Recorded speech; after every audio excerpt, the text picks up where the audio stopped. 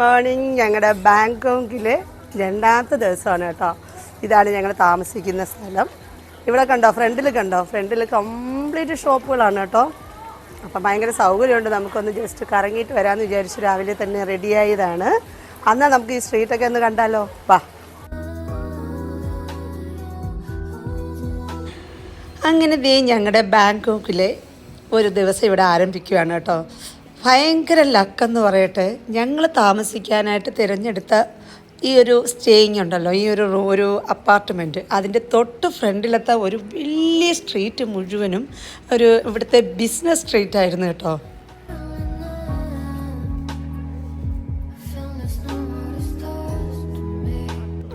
ഞങ്ങളിതൊന്നും അറിഞ്ഞിട്ടായിരുന്നില്ല book ചെയ്തത്. പക്ഷേ book ചെയ്തത് വളരെ ആപ്റ്റായിട്ടുള്ള പ്ലേസ് ആയിരുന്നെന്ന് പിന്നീട് ഞങ്ങൾക്ക് മനസ്സിലായി. കാരണം എന്ന് വെച്ച് കഴിഞ്ഞാൽ മോർണിംഗ് വൈബ് എന്ന് പറഞ്ഞു കഴിഞ്ഞാൽ രാവിലെ, അതായത് ഒരു 4 മണിക്ക്, അവിടുത്തെ ഒരു 4 മണിക്കൊക്കെ തന്നെ ഇവിടെയുള്ള ഈ ഒരു സ്ട്രീറ്റ് എന്ന് പറഞ്ഞു കഴിഞ്ഞാൽ എല്ലാം ഭയങ്കര ആക്റ്റീവ് ആവും കേട്ടോ. നമ്മൾ എണീറ്റ് വരുമ്പോൾ കാണുന്നത് ഫുൾ ആക്റ്റീവായിട്ടുള്ള ഒരു സ്ട്രീറ്റ്. അത് കഴിഞ്ഞ് ഒരു 12 മണിയൊക്കെ ആകുമ്പോൾ ഇതൊന്നും ഇവിടെ കാണത്തില്ല. ഈ ടേബിൾ ഉൾപ്പെടെ ഇവിടെ ഇങ്ങനെ ഒരു സംഭവമേ നടന്നിട്ടുണ്ടെന്ന് നമുക്കറിയത്തേയില്ല. കാരണം ഞങ്ങൾ ഇങ്ങോട്ട് വന്ന് കയറിയപ്പോൾ ഇവിടെ ഇങ്ങനെയൊന്നും അല്ലായിരുന്നു, വളരെ മൂകതയോടെ കിടന്ന ഒരു സ്ഥലമായിരുന്നു.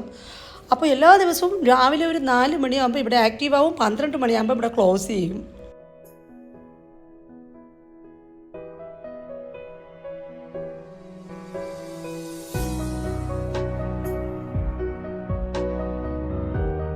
അതുകൊണ്ടുള്ള മറ്റൊരു ഗുണമെന്ന് വെച്ച് കഴിഞ്ഞാൽ ഞങ്ങളൊരു 3 days വരെ ഇവിടെ ആയിരുന്നല്ലോ. അപ്പം സാധാരണ നമ്മൾ എവിടെയെങ്കിലുമൊക്കെ പോയി കഴിഞ്ഞ് കഴിഞ്ഞാൽ പ്രത്യേകിച്ച് അപരിചിതമായ ഒരു സ്ഥലമാണ്. അപ്പോൾ നമുക്ക് ഒറ്റയ്ക്കൊന്നും അങ്ങനെ ഇറങ്ങി നടക്കാനോ അങ്ങനെയൊന്നും പറ്റത്തില്ല. എപ്പോഴും ഹസ്ബൻഡ് കൂടെ വേണം, അല്ലെങ്കിൽ എല്ലാവരും ഫാമിലി മെമ്പേഴ്സ് ആരെങ്കിലുമൊക്കെ കൂടെ വേണം. കാരണം കുറച്ച് ദൂരെയൊക്കെ ആയിരിക്കും. ഇതങ്ങനെയല്ല, നമ്മുടെ വീട്ടിൻ്റെ ഡോറ് തുറന്നു കഴിഞ്ഞാൽ ആ സ്ട്രീറ്റ് മൊത്തം ആയതുകൊണ്ട് ഞാൻ രാവിലെ ആകുമ്പോൾ കുട്ടികളൊക്കെ ഉറക്കം എണീക്കുന്നതിന് മുന്നേ തന്നെ ഞാൻ ഇതൊക്കെ ഇങ്ങനെ ഇറങ്ങുക, ഇങ്ങനെ ഓരോന്നും നോക്കി നടക്കാനും. കുറേ വെറൈറ്റി ആയിട്ടുള്ള സാധനങ്ങളുണ്ട് കേട്ടോ. അതും അഫോർഡബിൾ പ്രൈസ് തന്നെയാണ്.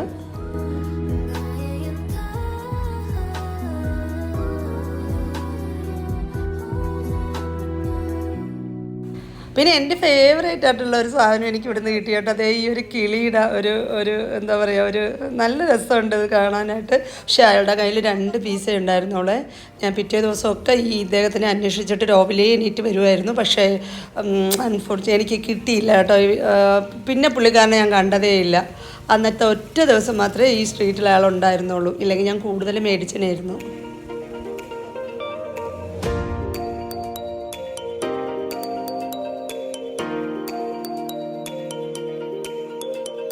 പിന്നെ ഇത് മാത്രമല്ല, ഇവിടെ ഫിഷ് മാർക്കറ്റ് എല്ലാം ഉണ്ട് കേട്ടോ. വെജിറ്റബിൾസ്, ഫിഷ്, ബാക്കിയുള്ള നമ്മുടെ പലവ്യഞ്ജന ഐറ്റംസ്. പിന്നെ ഇരിക്കുന്നുണ്ടോ നമ്മുടെ കുട്ടപ്പൻ. പിന്നെ കുക്ക് ചെയ്തത്, കുക്ക് ചെയ്യാത്തത്, എല്ലാ ഐറ്റംസും നമ്മുടെ ഈ ഒരു സ്ട്രീറ്റിലുണ്ട് കേട്ടോ.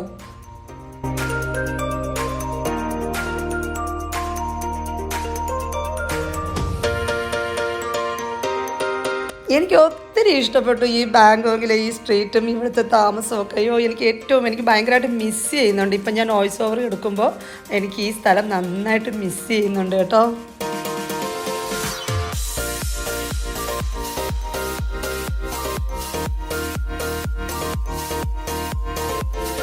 ഞാനിവിടുന്ന് കുറച്ച് മീൻ മേടിച്ചു. മീനെന്ന് പറഞ്ഞാൽ കൊഞ്ച്, നല്ല വലിയ കൊഞ്ച് മേടിച്ചു. പിന്നെ അത്യാവശ്യം കുഞ്ഞു സാധനങ്ങൾ, അതിന് വേണ്ടുന്ന ഇഞ്ചി, വെളുത്തുള്ളി, അങ്ങനെ കുറച്ച് ഐറ്റംസൊക്കെ മേടിച്ചിട്ട് ഞങ്ങൾ നേരെ റൂമിൽ പോയി കുക്കിംഗ് ചെയ്തു കേട്ടോ.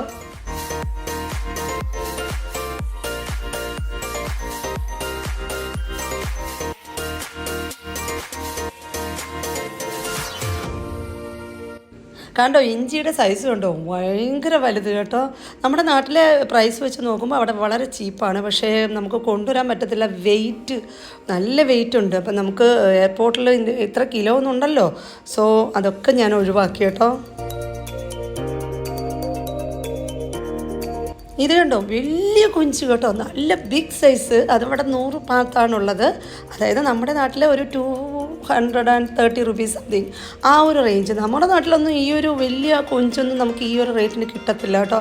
പിന്നെ ഫ്രൂട്ട്സ് ആകട്ടെ, എല്ലാം ഭയങ്കര വിലക്കുറവാണ്. അതുപോലെ ടേസ്റ്റിയാണ് കേട്ടോ.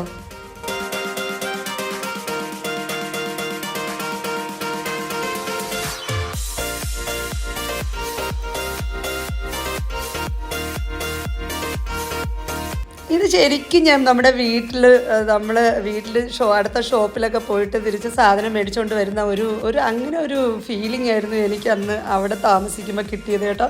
അങ്ങനെ നേരെ റൂമിൽ വന്നു കുറേ മുട്ടയൊക്കെ മേടിച്ചുകൊണ്ട് വന്നു.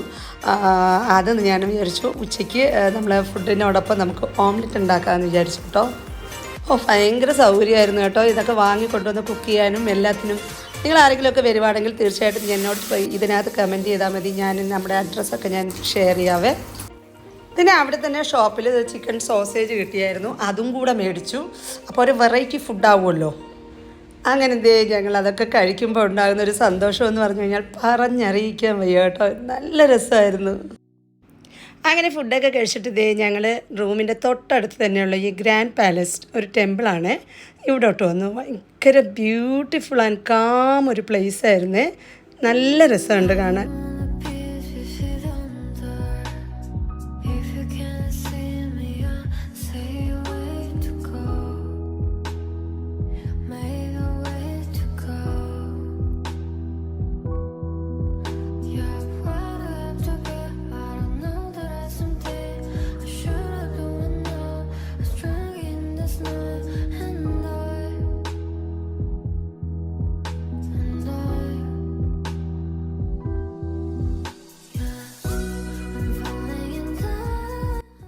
വളരെ ബ്യൂട്ടിഫുൾ ആയിട്ടുള്ള ഒരു പ്ലേസ് ആയിരുന്നു കേട്ടോ. ഈ ഒരു ടെമ്പിള് വളരെ കാം ആൻഡ് ക്വയറ്റ് ആയിരുന്നു. നല്ല രസമുണ്ട് കേട്ടോ.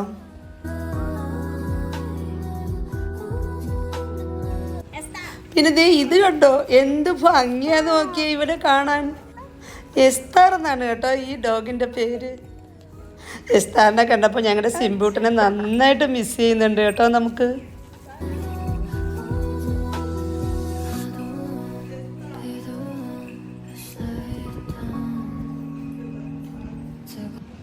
അങ്ങനെ ഞങ്ങൾ അതിനകമൊക്കെ ചുറ്റിക്കറങ്ങി കണ്ട് കുറേ ഫോട്ടോസൊക്കെ എടുത്തതിന് ശേഷം പിന്നെയും ഞങ്ങൾ റോഡിലോട്ട് ഇറങ്ങി. അതും വളരെ അതിമനോഹരമായിരുന്നു, അതിൻ്റെ അടുത്തുള്ള സ്ഥലങ്ങളൊക്കെ തന്നെ.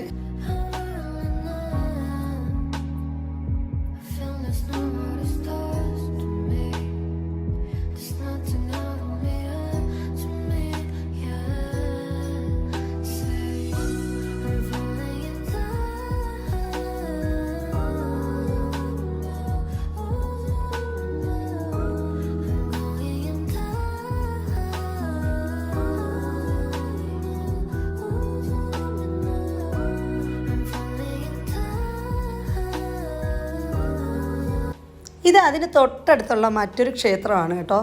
അതിനകത്തുകൂടി തന്നെ നമുക്ക് വരാൻ പറ്റും.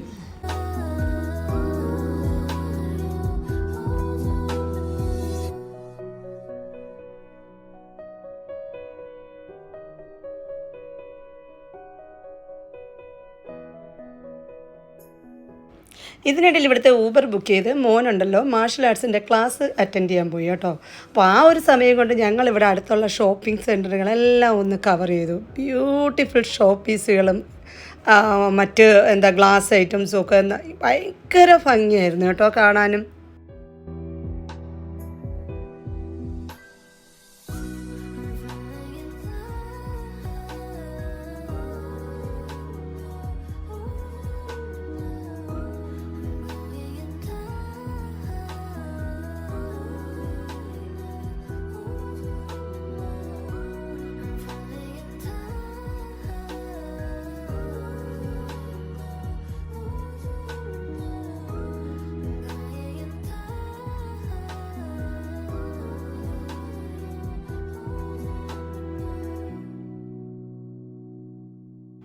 എന്ത് ഭംഗിയാന്ന് നോക്കിയാൽ ഈ കുഞ്ഞു ബുദ്ധന്മാർ.